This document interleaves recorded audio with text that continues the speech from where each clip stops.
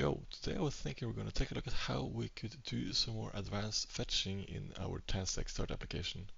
Now, I made a video recently about how we can fetch data into our components, but today I want to take a look at how we can do it in a more advanced manner. So, as you can see in front of me here, I have an application that is just like a traditional online store where we have a bunch of products. Now, this landing page does, of course, do some fetching to get the products onto the page. However, the more interesting part is when we navigate to a single item. So let's just take a look at how this looks. I'm going to click on this backpack over here, and when I do so, take a look at what happens. So as you can see, the first thing we saw was the product that I actually clicked on, which was rendered immediately.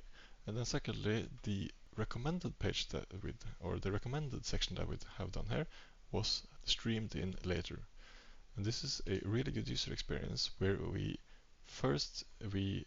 load basically what's important for the user, because the user clicked on the backpack, that's what we want to show first.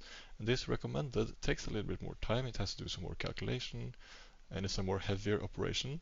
So that's why we just show a skeleton while it's loading, and then we stream it in when it's ready, so we can show the important part as fast as possible without having to wait for this recommended to be loaded.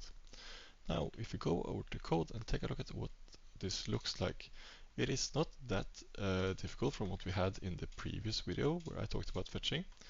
The first thing we do is we have this loader function in our products.productID page.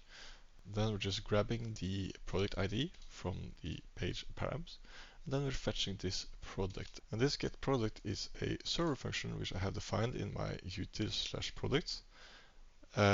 And this just takes in it validates the schema, making sure that we actually pass in an ID of the number. And then we're just calling, in my case, just a fake store API with the product ID to get the details about that product, and then we just return it. And then we return the product down here. And this we can then use by using the route.useLoaderData. And then we can render our product detail component and passing in the product in here. And this is something that I talked about in the previous video, but now let's take a look at how we deal with the recommended. So this project uses TanStack Start, but I'm also using TanStack Query to fetch data. So in my loader, I also pre-fetch my recommended data. And I do this by passing in the getRecommended options, which I also have defined in my util/product. Now, this getRecommended option is just a TanStack query options. I return my query options down here with a query key. The query key contains the recommendations string, a category, and an exclude ID. The category is basically going to be the same category as the user clicked, and then the exclude ID is the ID of the user clicked, so we don't want to show the same item in the recommended as in the actual product that they clicked. And then the query function just calls this getRecommendations function. This is a TanStack server function, which I have defined up here. And then we're just passing in the category and the exclude ID. And the server function just uses this to call the fake API and then filter out any product that is the same as the one that user clicked. Now, in our page again, because we prefetched this basically means whenever the user hovers one of the cars in the landing page, it's going to prefetch the recommendations as well. So if they hover for some seconds and then they click, then the recommendation is actually going to be loaded immediately. But if they click as soon as they hover, then the recommendation is going to be streamed in later. So down in our UI, I have a recommendation products component down here, and this uses a useToSpends query with the same get recommendations options that we used in our loader. And doing it this way, we get access to this data object, which we then can map over and render our product card. Then we can use these recommended products in our product detail page.